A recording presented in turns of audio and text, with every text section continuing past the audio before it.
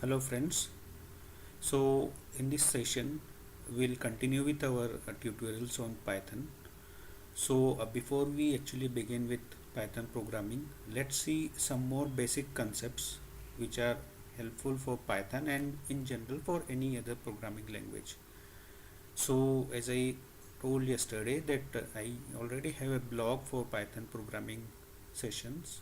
So this session also I will continue from my blog, and in the coming programming sessions I will be writing code directly in the PyCharm software. So today I will explain some theoretical concepts directly from my blog. So if you see, this is the link for my blog itkaksha.com, where you can find many tutorials like Python, big data and many other Unix automation. So you can visit if you want this blog.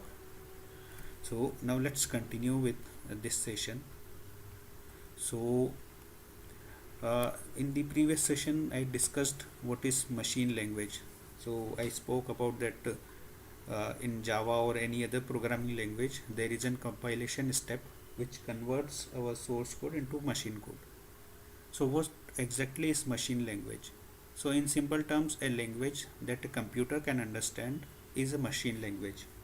So whatever programs we are writing, that program is the one that we used to write in our development environment, but that is not the language that a computer can directly understand. So first we have a compilation step which converts that source code into machine language, and that is the language that a computer can understand.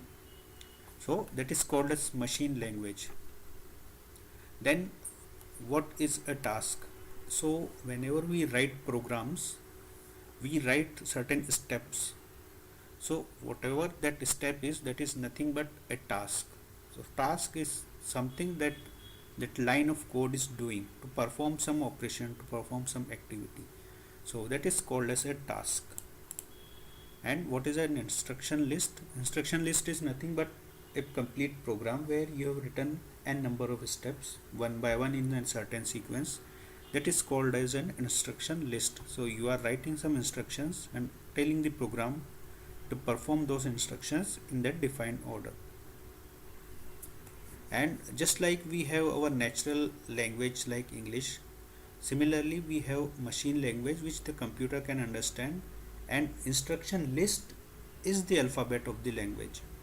This means that when we are writing English, we are using alphabets A to Z.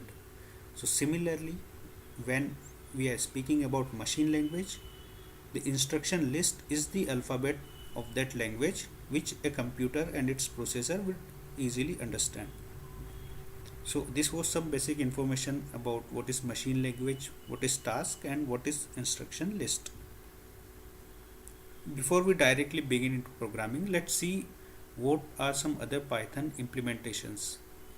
So as we spoke yesterday, we will be using Python 3 in these tutorials, and before Python 3 we had Python 2, which is an older version of Python, which does not have some features which are used nowadays, and it is not compatible with Python 3. So that's why it's better to use Python 3.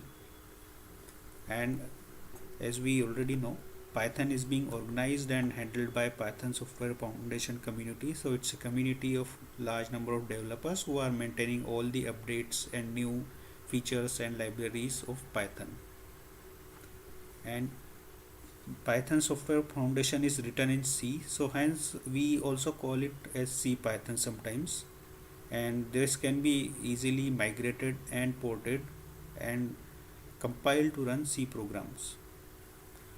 Then we have Cython, not C Python but Cython. So its purpose is to translate the Python code into C code. So if you have a Python program and you want to convert it into C language, so we have Cython. Similarly, we have Jython, which is Python written in Java. So whenever you want to migrate Python code to Java, that is the way you can do it. So you want to utilize Java code with added Python functionalities, Jython uses Python 2 version. So it is written in Java. Then we have another implementation which is PyPy. So what is PyPy? Python is written in restricted Python language, and it's a subset of Python which does not have all the features of Python but only some deployed new features. So instead of directly putting new features in main Python, they can be first tested in Py. So if there is some new feature going to be added in Python, so to test those new features, those are first implemented and deployed in PyPy, and then they are deployed directly in Python.